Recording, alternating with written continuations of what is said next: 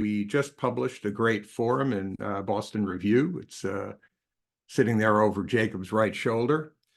Forum about the Democratic Party, its political base, and its shifting priorities, policy priorities. And Jacob and Paul wrote the lead article. Lily wrote a fantastic response in the issue. And then we had other responses, Heather Goutney and Ted Furtick and Larry Bartels and Dorian Warren, Representative Ro Khanna, and lots of other people. So let's jump right in now. Jacob and Paul, you have a very powerful opening in your piece, and you make three main points that you then develop in the rest of the article. The first is that there's been a dramatic transformation in the policy agenda of the Democratic Party in the past 4 years, and arguably in its guiding philosophy.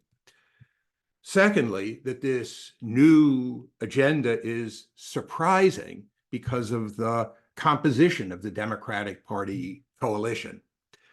And third, that the stakes in this shift, in this Democratic Party shift, are very high, both because the coalition seems fragile and because Democratic backsliding is a real danger. So to get us started, maybe you could sketch that main line of argument, filling out how you address those three core ideas. What's the transformation? Why is it surprising? And what are the stakes? Right. Well, I'm gonna jump in. Usually we divide things up, but we've thought in the interest of time, just to get as quickly as we can further into the conversation, we just have one of us talk. And I wanted to start by just thanking Josh and everybody at the Boston Review for putting this issue together. I think this is a really important conversation, and it was a great set of commentaries that I really encourage people to look at. And I'm going to take those 3 points. I'm going to actually start with the last one, which is the stakes, just to set this conversation. And for those who are here, we're not actually focused on talking about the 2024 election. There's actually an attempt to try to take kind of a longer view at the changing nature of the Democratic Party. But of course, the 2024 election, everything that makes that election so momentous is sort of the backdrop to the conversation that we're trying to have in this piece and in related work that we're involved in trying to develop, because we are at this very fraught moment in American political history where the risk of Democratic backsliding is acute. And I think it's not too much of an oversimplification to say that without a successful Democratic Party, there is no conceivable midterm path towards a sustainable multiracial democracy in the United States. The health of American democracy and the prospects, if one wants to think more optimistically about creating a richer, more socially diverse democracy, a lot of this really hangs on the ability of the Democratic Party to be politically successful. And so what we wanted to try to do was to understand how the Democratic Party was evolving and whether it was likely to be able to be that kind of vehicle, both to be able to hold itself together politically and advance in a really important agenda that would involve greater social incorporation for groups that have historically been excluded or marginalized. So the stakes are really high, we think, trying to figure out what's going on with the Democratic Party and whether it's likely to be successful in what it's trying to do. It really matters enormously for the future of this country. So what's the transformation of the coalition that we're interested in? I would say the Democratic coalition has changed in two closely linked ways that are central to what we're interested in exploring in this piece. One is that there's a geographic change, right? So the geographic change is that Democrats have lost strength in rural areas of the United States. They've gained strength in suburban areas of the United States while maintaining strength, maybe actually increasing their strength a little bit in urban cores. But the second part of that transformation, that I think is pretty well recognized by people, but with that change, the geographic change comes an economic change as well, right? Which is that the Democrats have become much more a party, what we call kind of a U-shaped party that combines some of the poorest areas of the United States and some of the richest areas of the United States in a cross-class coalition. After the 2020 election, Democrats represented 24 of the 25 highest income congressional districts in the country, quite a remarkable change from what the distribution of votes and representation looked like in the United States 30 or 40 years ago. And our shorthand for this is that the party has become a metro coalition, a coalition that spans urban and suburban areas. So that leads to the final point, which is about what we see as a surprise. And we think that a lot of analysts either have argued that something else should be expected to happen or have argued that something else is happening when they talk about the Democratic Party, and not without reason. There's a lot of reason, I think, to expect that as the party becomes a cross-class metro coalition of the kind that I just very briefly described, that the Democrats are going to have a hard time pursuing any kind of progressive economic issues, that's going to divide their coalition. And so they're going to moderate on economics, and they're going to also probably pivot away from economics towards identity politics, cultural issues that perhaps unify this new coalition in a way that economic issues will not. Economic issues are going to divide them. As I said, there's a lot of reason to expect that might happen. In fact, it did happen in the United States for a long time. Lily has written very eloquently about the transformation of the Democratic Party in the 1980s and 1990s as it became a party that was much more trying to build electoral strength in the suburbs among affluent white voters.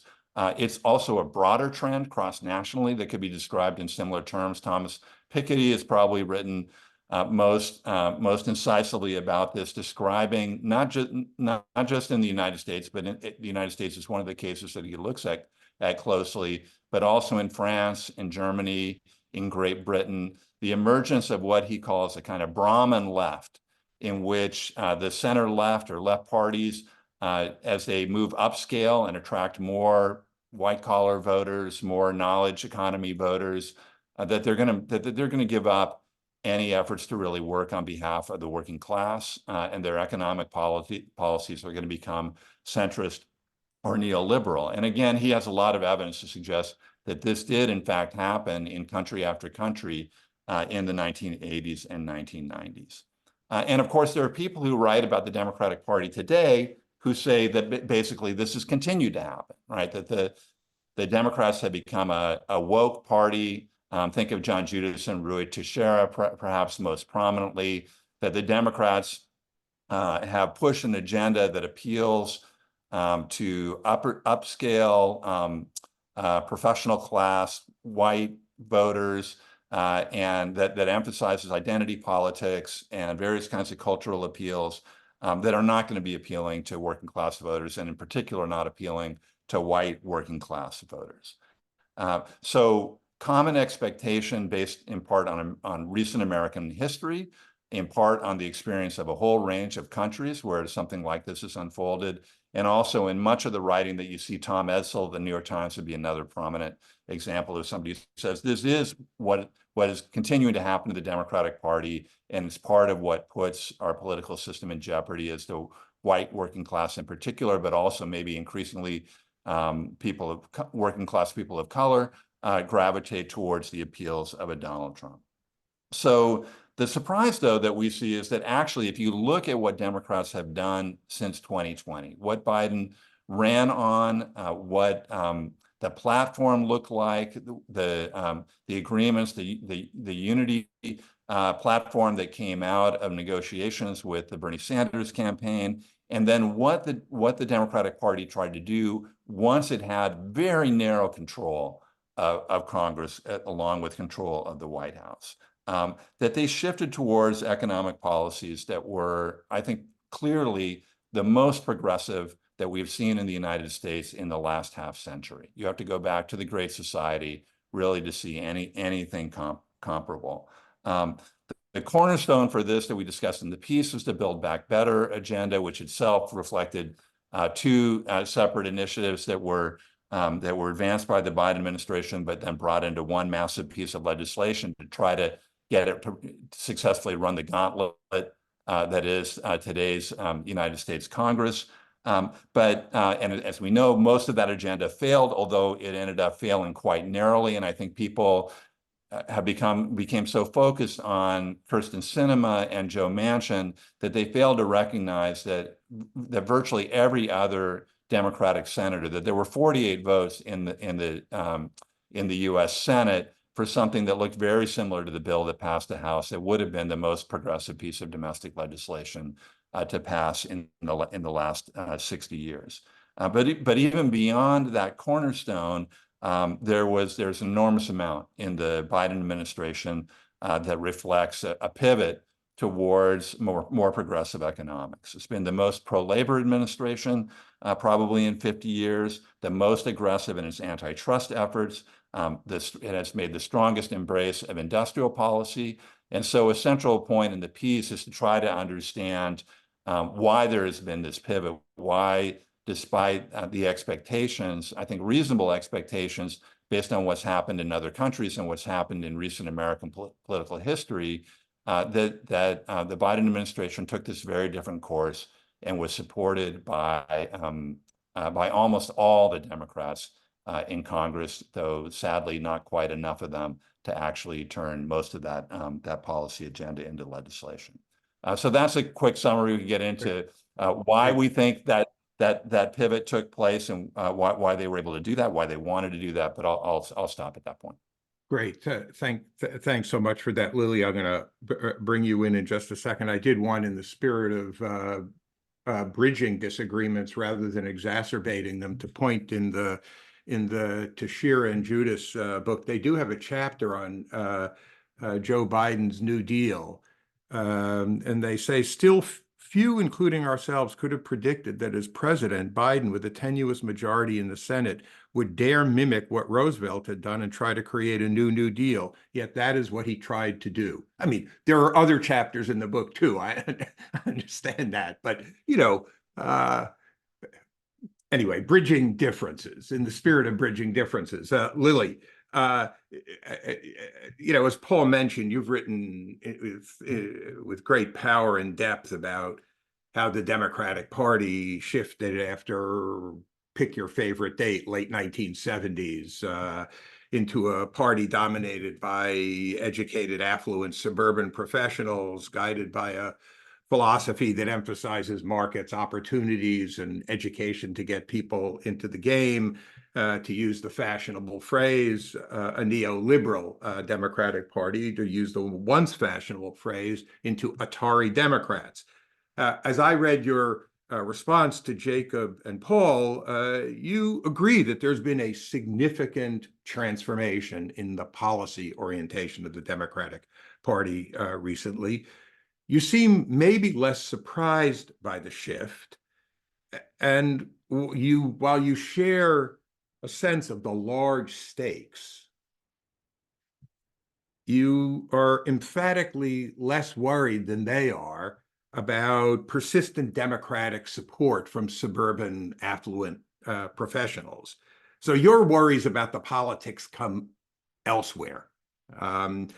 So a couple of questions. Am I right that you're less surprised than they are by the transformation? I had to measure surprise, and maybe more to the point, could you maybe say something about your sense of what's at stake and how your diagnosis of the politics differs from Paul and Jacob's?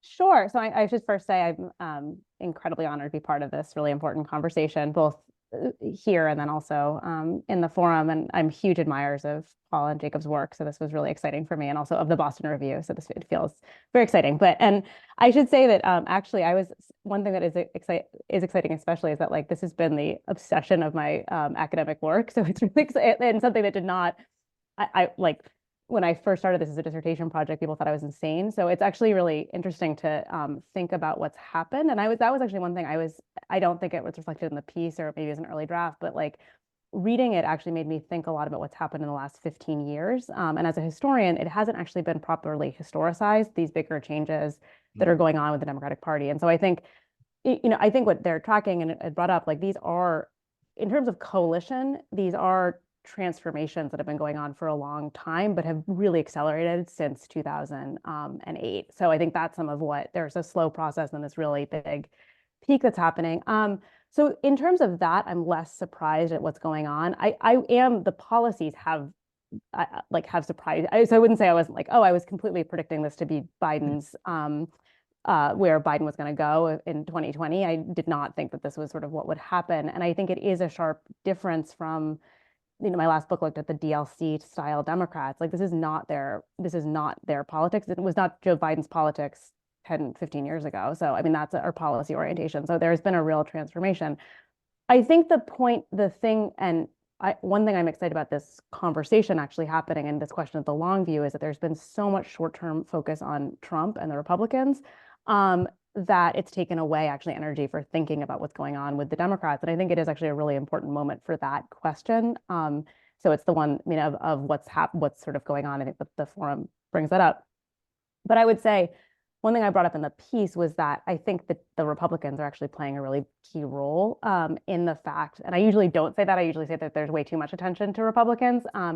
But I think that the fact that what's happened to the Republican coalition is shaping some of the reasons why you have these affluent suburbanites supporting the Democratic Party in the ways they have, especially since 2018 in the midterms in the last 3 elections. And so, if the question to me is not that this is a permanent realignment, I don't know if it is. I think that actually has to do more with what's going on with the Republican Party than it necessarily does with the Democratic Party. But I think the issue with so that's one piece of what I think is going on. The second piece has to do with the policy components. And I do find this a more progressive agenda than the Democrats have put forward in a very long time. And that's there's a lot to be said for that. What I was less surprised by is that this question of affluent suburbanites supporting it, because I think a lot of the policies are actually in their self-interest. And I've looked at this for the reasons that suburbanites vote in various different ways, that a lot of what Biden has proposed, or what passed and then what is proposed, are things that very much align with the priorities of sort of affluent knowledge-based workers, the things around the care economy, unless you're exceedingly affluent, you are concerned about your children's education, questions of elder care, and those are all part of the policy. I think the question of, even if you look at like affluent suburbanites, a lot of them have graduate degrees, and so therefore, like things like loan forgiveness actually would have a material consequence. There's a long-standing focus on environmental issues that go back to the 1950s amongst these kind of voters. So a lot of those things. And I think that the fact is, a lot of the industrial policy components actually are in industries that if you're if you're in sort of a tech-oriented industry, there's actually potential for. So those are the places I think that it's not surprising to me that there's been support for it.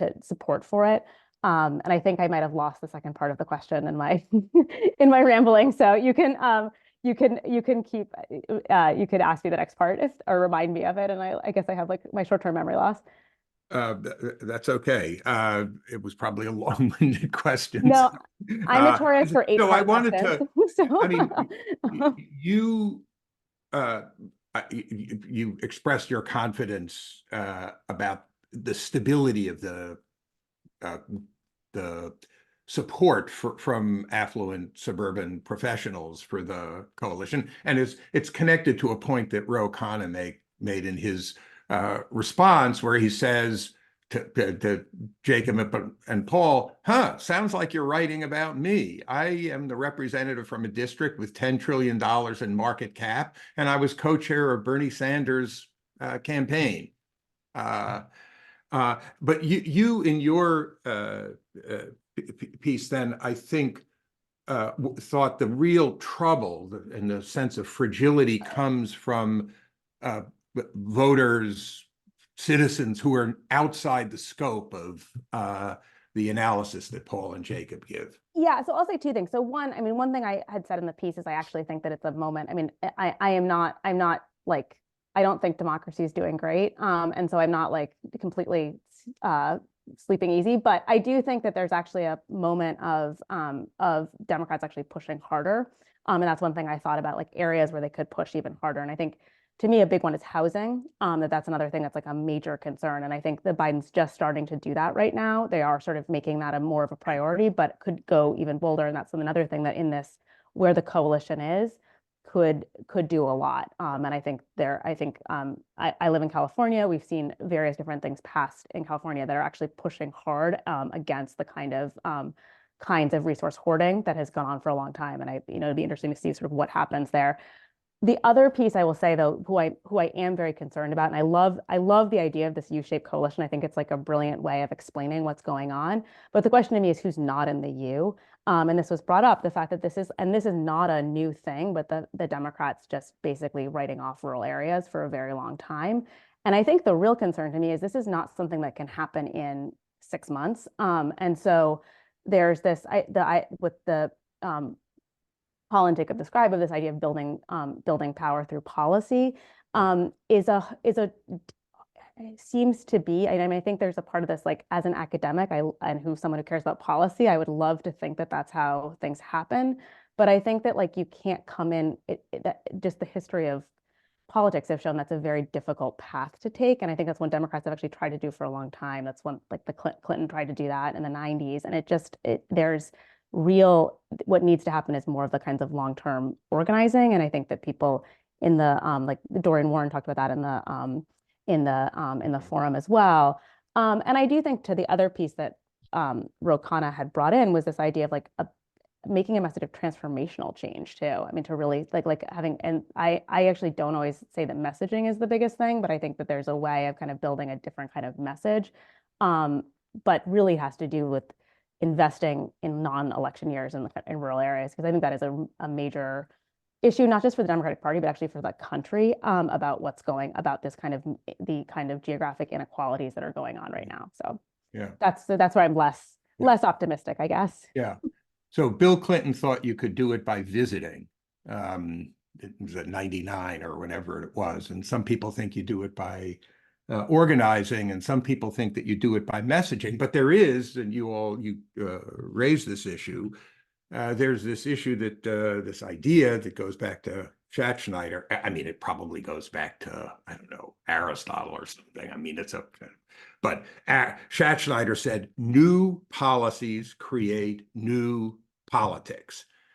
And you all mention, as do a number of other participants in the discussion, the idea that part of the aim of these new policies that of the past few years, with their focus on manufacturing jobs, including green manufacturing jobs principally in red states, building some fabs in Arizona and Ohio, domestic content requirements. Part of the thrust of those, the aim of those, is to change politics, as Jacob and Paul, you put in your article, to build power through policy, or to put it less abstractly, to win back working class voters to the Democrats by doing lots of geographically dispersed building of stuff. So far, that has not been working like a charm. So, I mean, maybe Clinton was right and you just do some visiting. Biden's numbers and the Democratic numbers on the economy are not so great. That's fair to say. So what's the problem? Why aren't we seeing two questions? Number one, why aren't we seeing the desired political shifts? And then to borrow a second one from Ro Khanna again, how do these newly ambitious Democrats, policy ambitious Democrats, resist the temptation to, as he puts it, default to a small ball politics of normalcy that has failed the American working and middle class for decades? So you got some bold ideas and you think they're going to change not just policy, but politics. And then, I don't know, there's a lag in the effects and you think, let's just run against Donald Trump or, or something that's vastly smaller ball than that. So what's the problem and how do you resist the temptation to go small ball in the face of the problem? Well, I'll take that one on. Two big questions. I mean, on the first one, it's absolutely the case that Democrats and the Biden administration in particular came in 2021 with the idea that policy wasn't just about doing good things in the economy, but also about reshaping the bounds of the politically possible. And in that respect, I think they were quite influenced by a lot of writing and thinking about how policy has historically been really important to building up strong party power and citizen movements. And so I think the most clear illustration of this, the one where the jury is still out, but where, as Paul says, the investments have been substantial, is trying to build up labor.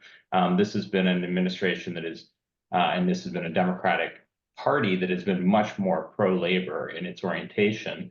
I mean, you've got Joe Biden on the picket lines supporting the UAW, but even more in line with what I'm saying, right? A lot of policy shifts that were taking place that were designed to encourage labor. And Lily's right that part of this was about the care economy. And so we shouldn't forget that unionization of care economy workers was a big part of the initial agenda as well. So the idea was that there were going to be lots of workers who would have organizational representation that would help them get more engaged with American democracy and politics and be ultimately a base of support for the Democratic Party. And so the challenge, I think, and so I think on the other side, we see this industrial policy push, which has a similar resonance, right? And lots of investment taking place in places that Democrats have had trouble winning. But I think both Paul and I have thought a lot about this because we both have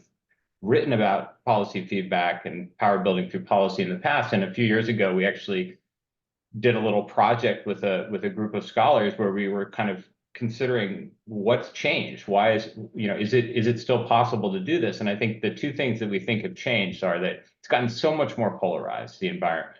And so it's just really hard to move voters on the other side.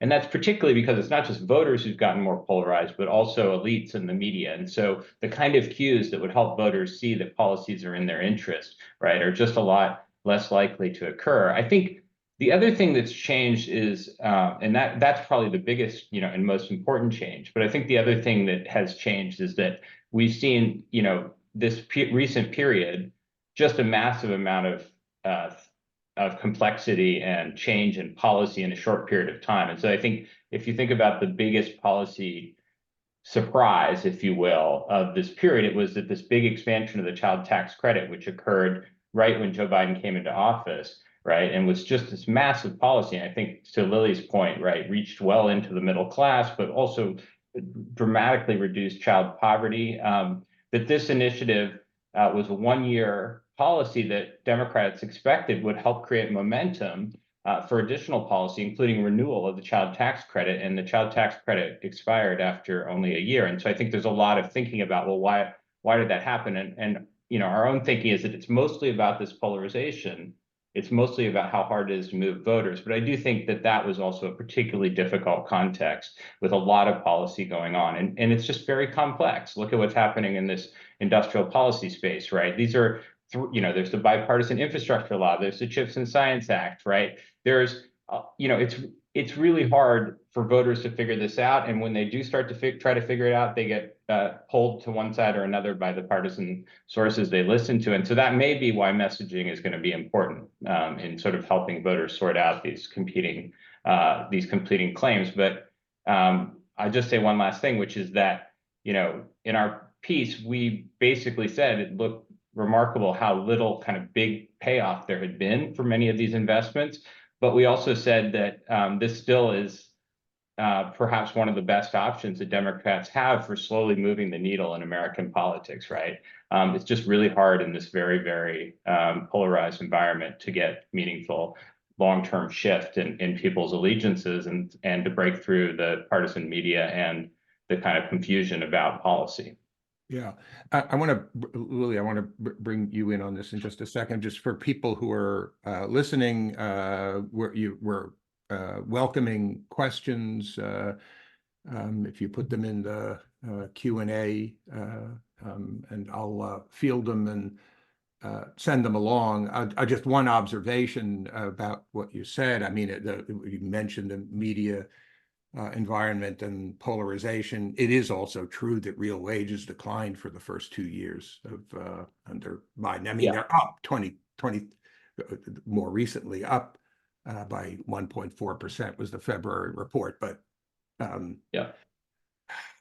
the negative media was swimming with the tide, not against it, for those first 2 years. Yeah, and so to be clear, I'm not suggesting that people should be celebrating in the streets about the economy, but it is remarkable the number of discrete policy initiatives that have been pursued that seem to have not had the kind of big positive effects on perceptions of the Democrats that their advocates wanted. Absolutely. Lily, you... Yeah, I would say I agree, and I'm not since I'm more of a historian than thinking at the present. I do think that or the future, but I do think that one of the things to me is that, I mean, a lot of the industrial policy ideas are transformational, and I think they actually will have a dramatic effect, but it's not gonna be in the next 3 months. And so I think that's part of the thing. It's very hard to sell those kinds of things. I mean, I know this as a professor explaining industrial policy is actually really complicated. Like, it's so getting that into like a sharp message is challenging. And I think the other thing, it's real wages, but it's also the price of gas, the price of milk. Like, I don't think people are seeing immediate effects on the economy and are looking to their, like, these very pocketbook politics. There hasn't, I mean, with the exception of the child tax credit, which is now expired, like, there's not the checks that are coming out in the same kind of way, or these like very tangible things. And I don't advocate that that's what the Biden administration should do just to win an election, to send everyone a check. But I think that there's some of that's what's happening as well, and it's creating this kind of complicated set of dynamics that isn't translating into the kind of like political gains that I think that was anticipated. Yeah. So if real wages are declining for the first 2 years, despite low unemployment, and if your big policy initiatives have a long arc for their effects, and everything else that's been said, that's a tough environment to be operating in. And I think it's why, to go back to that Ro Khanna remark, he's so concerned about backing off on the transformative initiatives and then going to small ball or writing checks, which is, I guess, a form of small ball politics. Very powerful temptations to do that. I want to, we're waiting for people to get over their shyness and join in the Q&A. I wanted to, I made that comment earlier about Rui Teixeira and John Judas's book, In the Spirit of Bridging Divides. Now let me see if I can exacerbate one in this conversation. So there is a disagreement that I think, Lily, that you have with Jacob and Paul about the depth of commitment of wealthy, affluent suburban professionals to the Democratic Party. And I think, as I understood Jacob and Paul, they say, not so sure that it's that the commitment runs quite as deep as you think it does. And you can sort of get away with the potential divisions for now because you can just tax people at the very top of the income distribution, and there's, Lord knows, enough money there to pay for a bunch of stuff. But maybe that it only works for so long or so much. And so imagine you get a call from somebody who's advising Joe Biden on his campaign strategy and policy, and they say, you know, we read your stuff, and you think the those suburban professors are really glued to the Democrats. So I guess you think that if we changed our message around taxes to say, we're not going to increase taxes on anybody making, forget about that 400 or 450,000. We're not going to increase taxes on anybody making more than $200,000 a year. But if you're making more than $200,000 a year, you're, you know, vulnerable to increased taxes. You think that's, I don't know. What do you all think? Do you think that's not going to cause defections?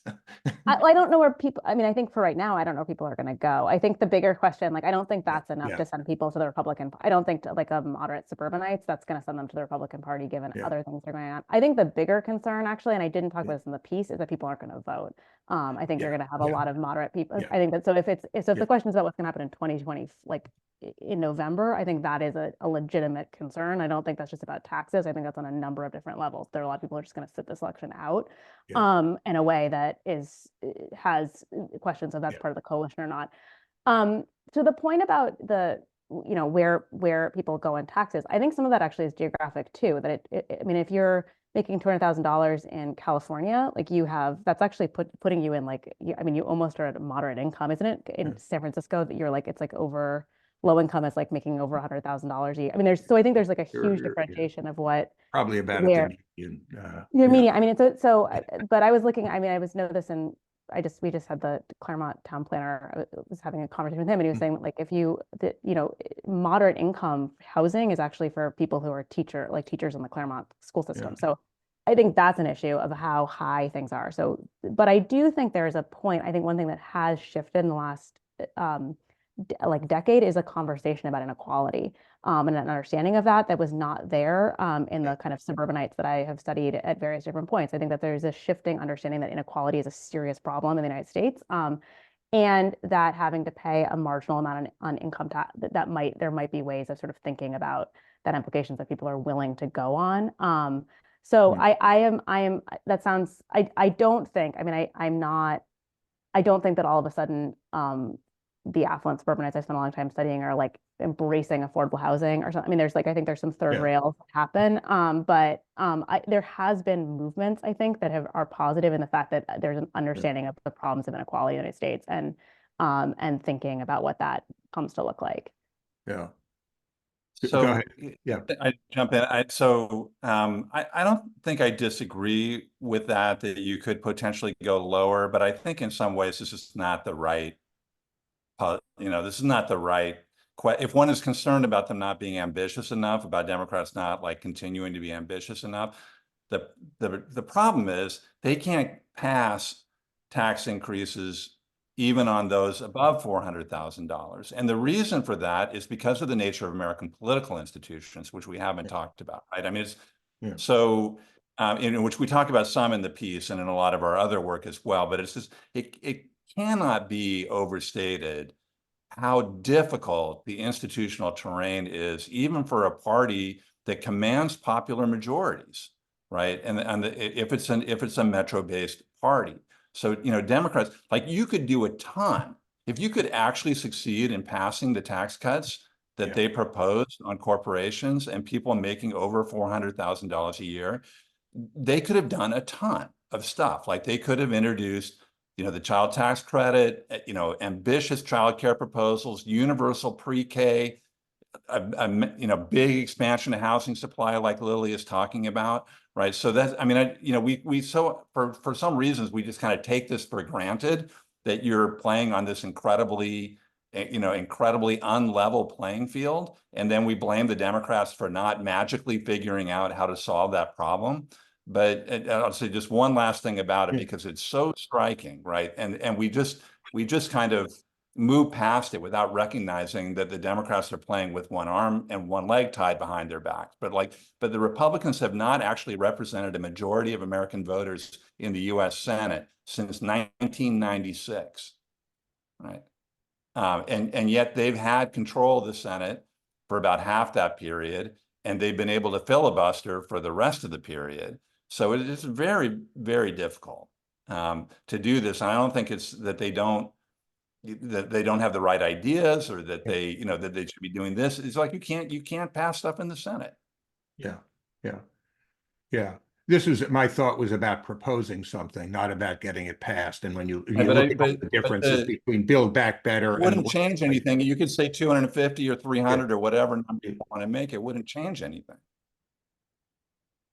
It wouldn't change anything in the politics. You wouldn't lose. Well, I don't Lily think it would thinks change. people I mean, wouldn't. rhetorically, I don't think it makes any difference. I mean, you would just alienate a few people, Yeah, without increasing your ability to do anything, right? Yeah. So I understand why they're doing it the way that they have, and they actually have come close. They came close to passing a bunch of that stuff. Yeah. But you need 3 or 4 more Democrats in the Senate, Yeah. which is going to be very, very hard to do. And saying that you're going to raise taxes on more people is not going to help you get those 3 or 4 Democrats. Well, yeah, no, that's yes. I think we are now in violent agreement on that. You may not lose. People may not vote for Donald Trump or for Trump-like senators, but they may just stay home, be more inclined to stay home. We have a really terrific question from the audience who asks, are we talking about the, quote, Democratic Party, unquote, which seems weak, disorganized, or the, quote, Democratic, small d, Democratic coalition, unquote, which has some powerful policy ideas?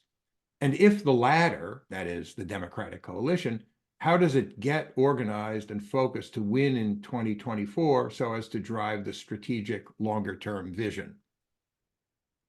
Well, I'll jump in there, and I'm happy to hear what Lily and my co-author Paul have to say. But I guess I would start with just saying that, one of the things that we found, we spent much of our career studying the Republican Party, and we've been struck by the extent to which the Democratic Party has been remarkably coherent and cohesive in recent years.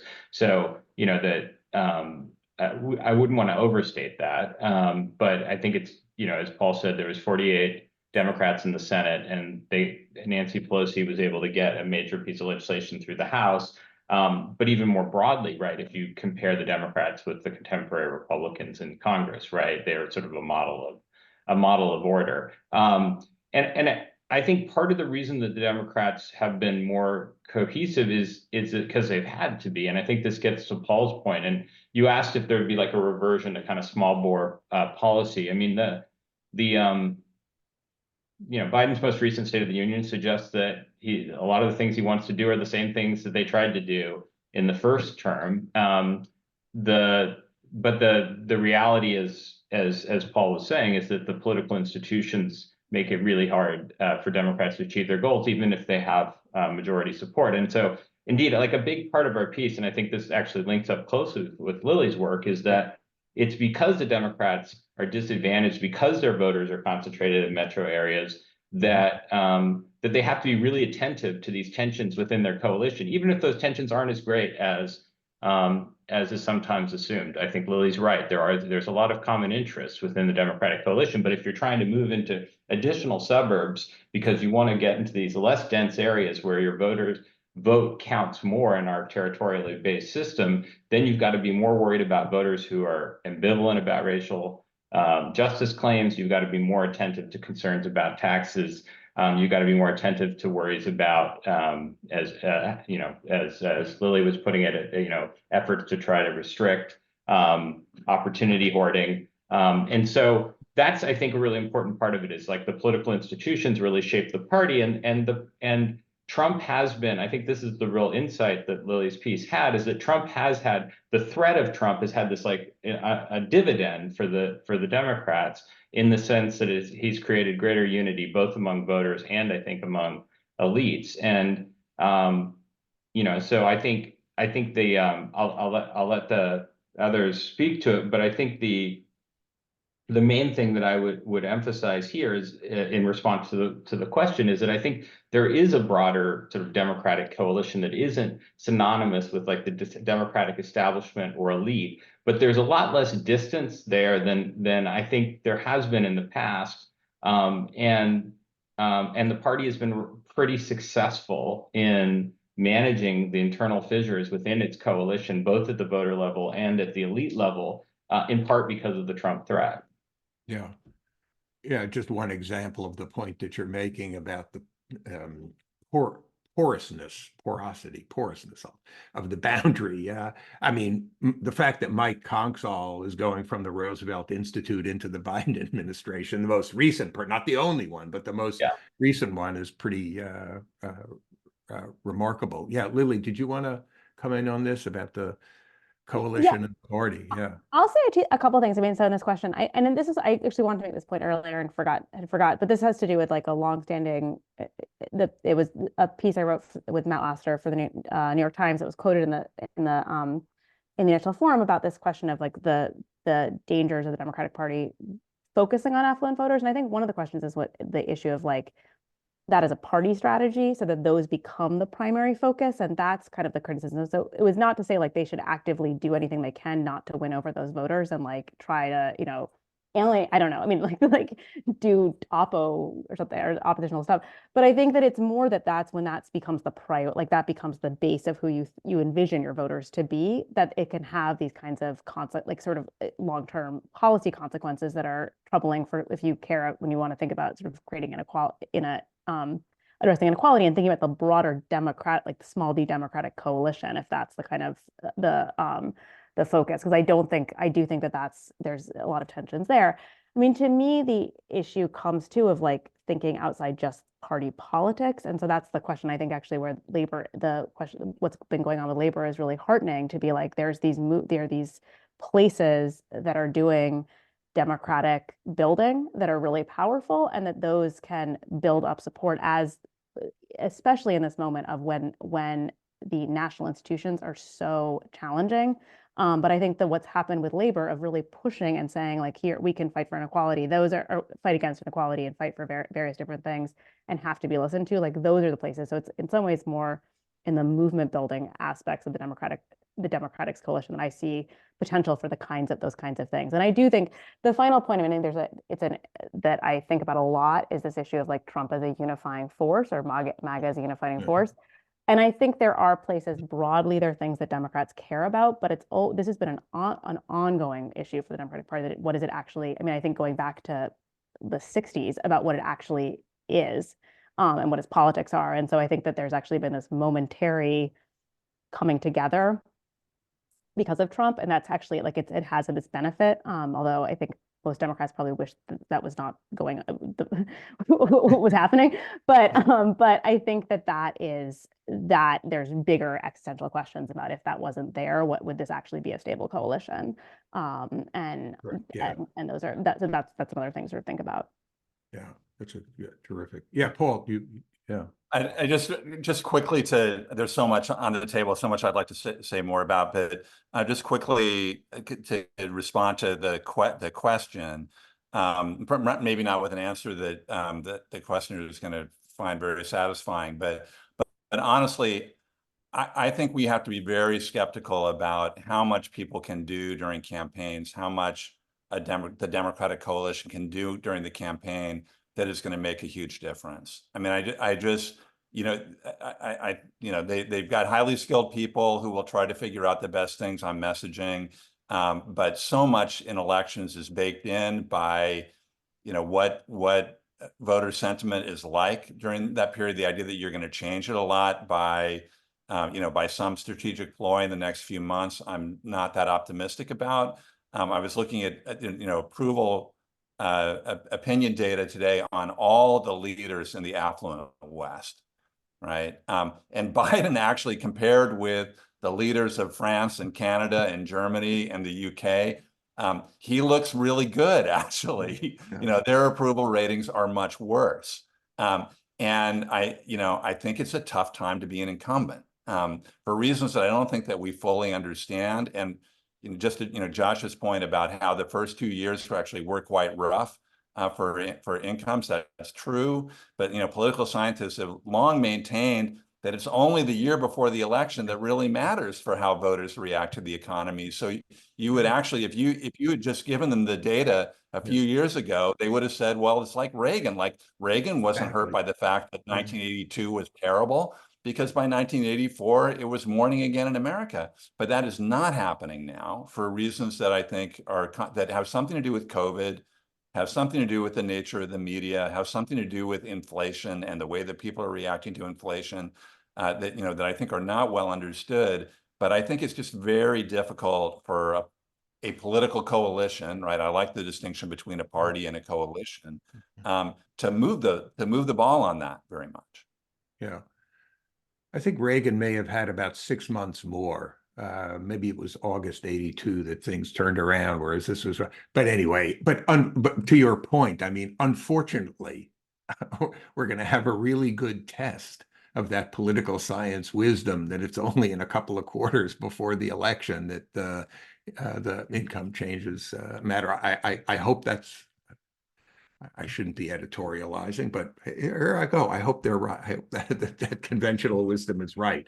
Well, we are sadly at time. I want to thank you all for the what you wrote. Really, to begin with, for all of the work that you do, and anybody who's listening into this conversation, if you haven't read the work of Paul and Jacob and Lily, you can't do better. It's fantastic to read. And then thanks so much for the contribution to the issue of Boston Review and for participating in this discussion. I greatly appreciate it.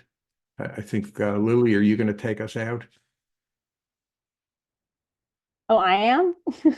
No, you don't have. I'll say, I want to say one thing, actually. I don't know. No, To say to Matt Lord, who was the editor who I saw was in the participants, and it was a fantastic editor of the piece and really of the forum, and really did a great job. But again, this is such an important conversation, and I hope it's one that continues to go on. So. Great. Yeah, thank you, Matt. And a thanks just really quickly to Amelia Malpaz and Sam Zacher, who wrote a lot of other stuff on this topic with us and helped influence our thinking a lot. Great. Okay. Thanks, everyone. Thanks to everyone.